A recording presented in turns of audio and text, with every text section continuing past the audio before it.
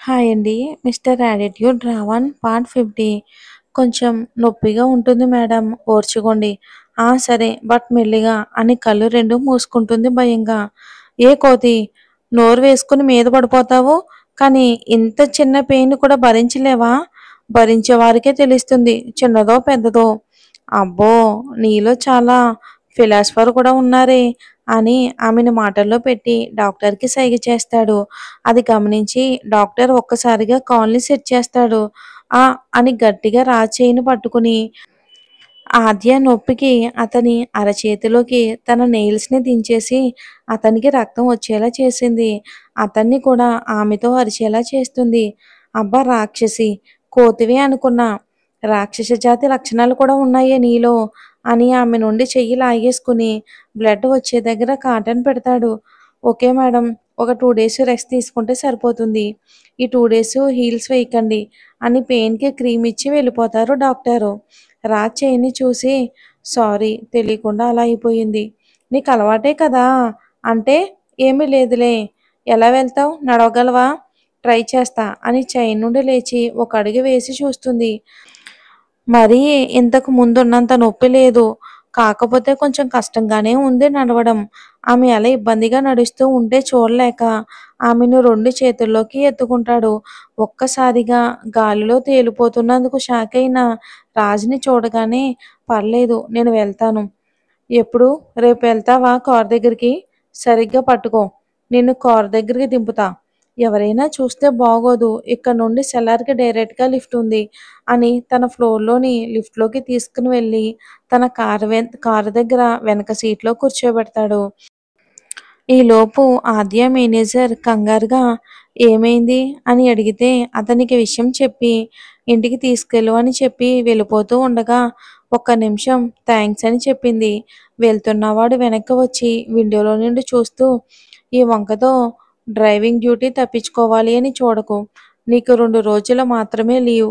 తర్వాత నేను చెప్పినట్టు చెయ్యాలి అని కన్నింగా నవ్వుతూ వెళ్ళిపోతాడు రాజు. అనవసరంగా థ్యాంక్స్ చెప్పాను. ఛ మేడం, మీకు సార్ ముందే తెలుసా? నోరు మూసుకుని బండి పోనివ్వు. Okay madam, okay. ఇక అది ఒక పాడుబడిన బంగ్లాలో చైర్లో కట్టేసి స్పృహ లేకుండా ఉన్న ఒక అమ్మాయి. చుట్టూ కిరాయి మనుషులు కాపలాగా ఉన్నారు. చుట్టూ చెట్లు. సిటీకి చాలా దూరంగా ఉండటం వలన అక్కడ జన సంచారం కూడా ఎక్కువగా లేదు. ఓ ఖరీదైన కారు వచ్చి ఆ బంగ్లా ముందు ఆగగానే ఆ కాపలా మనుషుల్లో ఒకడు వచ్చి కార్ డోర్ తీయగా దేవయాని కారు దిగి ఈషా, నువ్వు కారులోనే కూర్చో అని లోపలికి వెళ్ళిపోతుంది దేవయాని. రే, ఆ పిల్లకి స్పృహ వచ్చిందా? లేదు మేడం.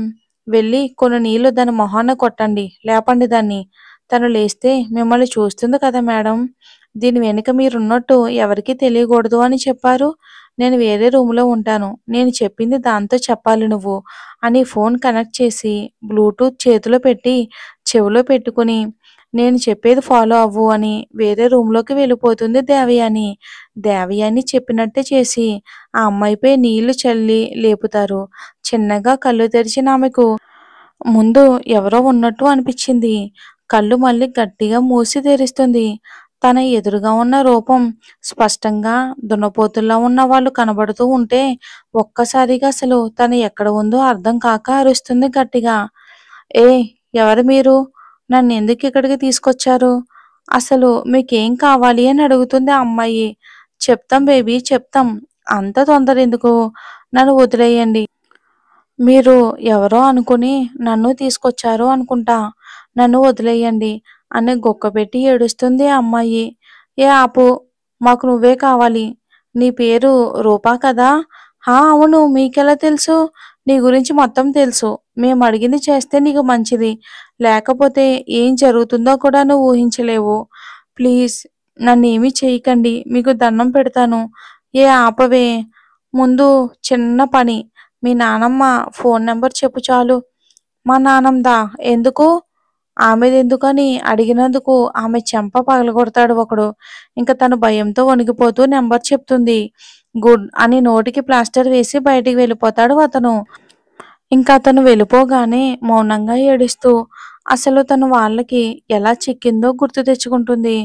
అమ్మా రూప, నీకోసం ఎవరో వచ్చారు అని వార్డెన్ పిలవడంతో కిందకు వచ్చి చూసిన ఆమెకు ఎవరూ కనిపించకపోయేసరికి వార్డెన్ అడగ్గా ఒక కార్‌ని చూపించి అందులో ఉన్నారు అని తనే స్వయంగా కార్ దగ్గరికి తీసుకుని రావటం, అందులో ఉన్న వాళ్ళు ఎవరో చూడకముందే ఆమె స్పృహ కోల్పోయేటట్టు చేసి వార్డెన్ పైకి 2 డబ్బు కట్టలు పడేయగానే వాటి వాసన చూసుకుంటూ తొందరగా తీసుకెళ్ళండి అని ఏమీ ఎరగనట్టు లోపలికి వెళ్ళిపోతుంది తను.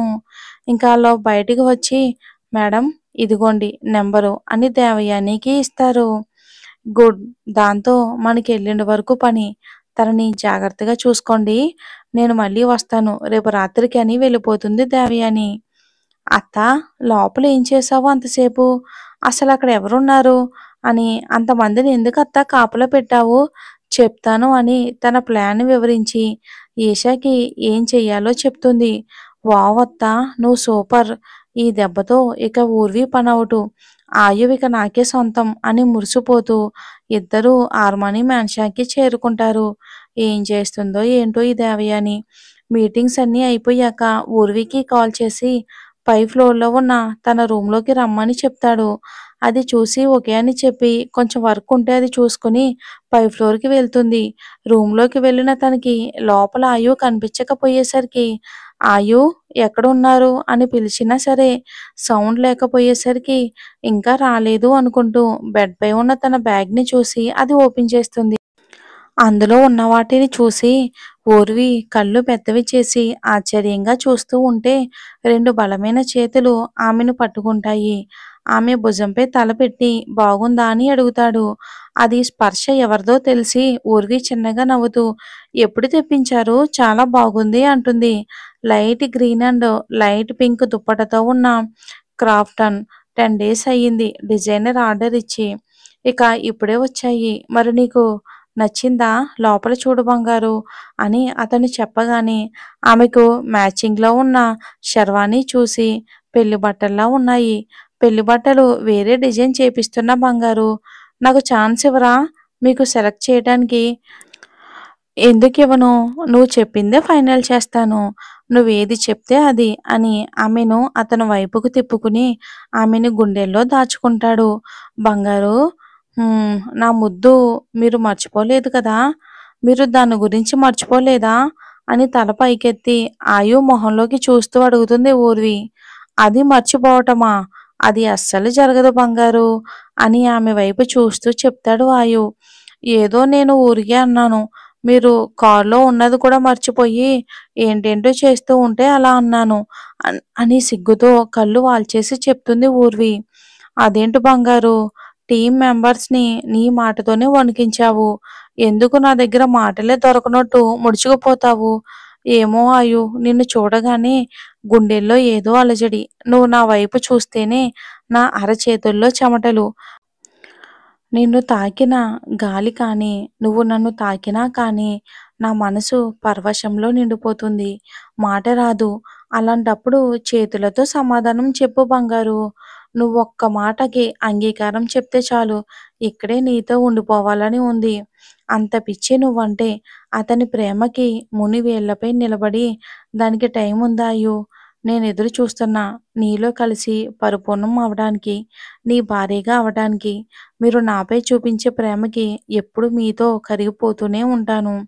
కానీ కష్టం. నన్ను నేను కంట్రోల్ చేసుకుని, నా మెడలో మీరు 3 ముళ్ళు వేసే మాంగల్య బంధం కోసం ఎంతగా ఎదురు చూస్తున్నానో తెలుసా? ఇప్పటికి నేను మీ భార్యనే కానీ, ఏదో అడ్డుపొర నన్ను ఆపేస్తుంది. అంతేకాని మీకు దూరంగా ఉండటం అంటే నాకెంత కష్టంగా ఉందో తెలుసా? నీతో ఒకే రూమ్‌లో కలిసి ఉన్నా కూడా ఏదో వెలితి.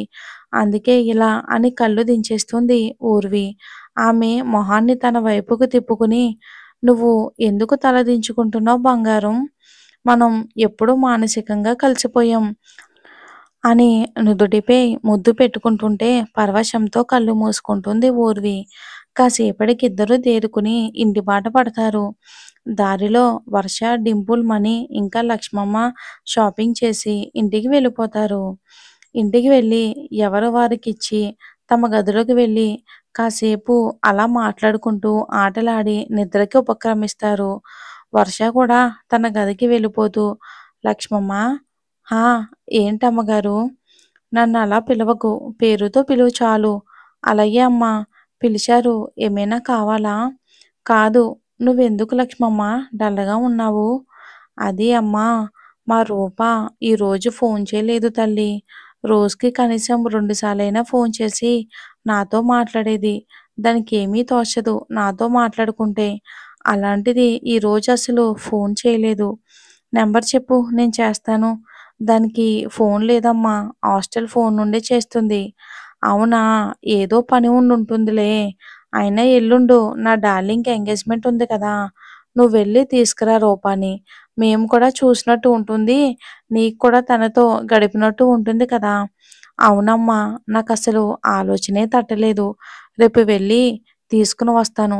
నాతో పాటు 2 రోజులు ఉండి సందడి చేస్తుంది అని అనుకుంటూ లక్ష్మమ్మ వెళ్ళిపోతుంది. ఇంకలానే లక్ష్మమ్మతో మాట్లాడి వర్ష కూడా వెళ్ళిపోతుంది.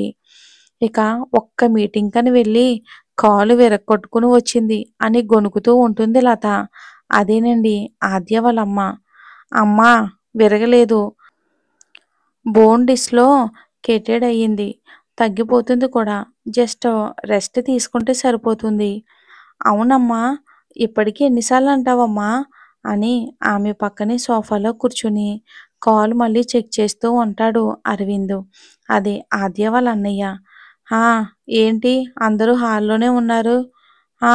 బాత్రూంలో ఖాళీ లేక అని కోపంగా వంటగదిలో నుండి వస్తూ అంటుంది లలిత. ఓ ఓ, ఎందుకు లల్లి బేబీ అంత కోపం మీకు? ఒక గుడ్ న్యూస్ చెప్పడానికి వచ్చాను. What baby, what happened?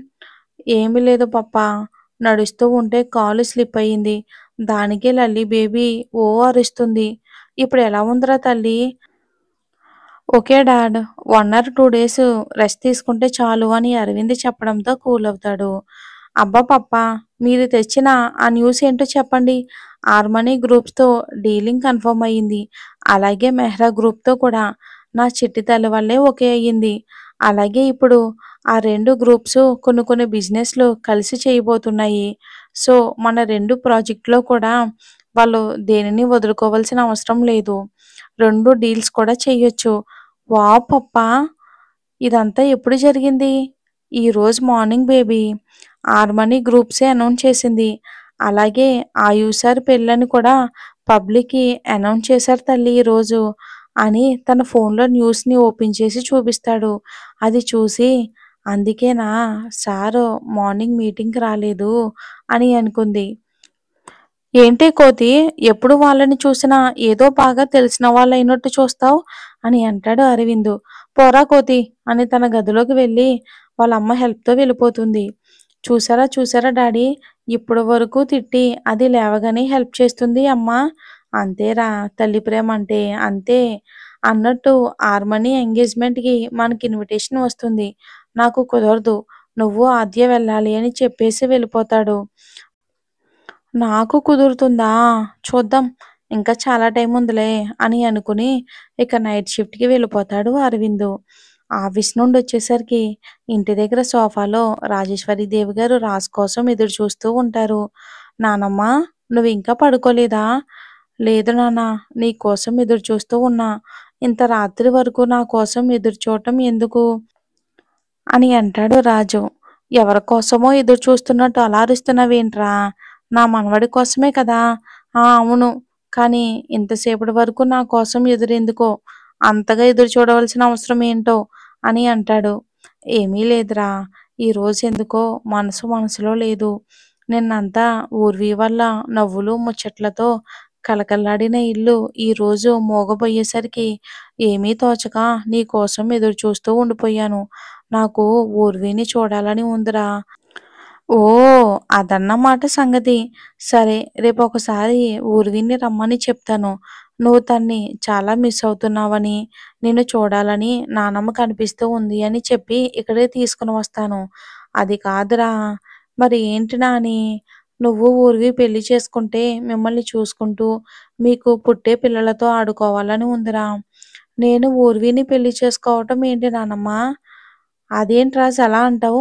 పెళ్లి చేసుకోక మరేం చేస్తారు? అయ్యో నానమ్మ, ఊర్వికి నాకు మధ్య నువ్వు అనుకున్నట్టు సంబంధం లేదు. ఏంటి రాజు నువ్వనేది? అవును నానమ్మ, నేను ఊర్విని ప్రేమించాను. తన కోసమే వెతికాను కానీ తను నాకు దొరికిన తర్వాత తన మనసు వేరొకరికి సొంతమని తెలిసింది.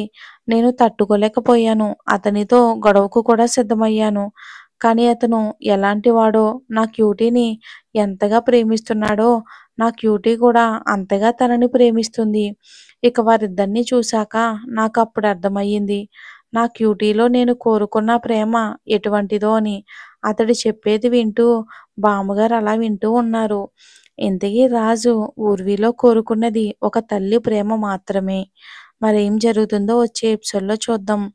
రానా కూడా వస్తాడు. ఇంకా నెక్స్ట్ వచ్చే ఎపిసోడ్‌లో ఇంకా బాగుంటాయి. Thanks for watching.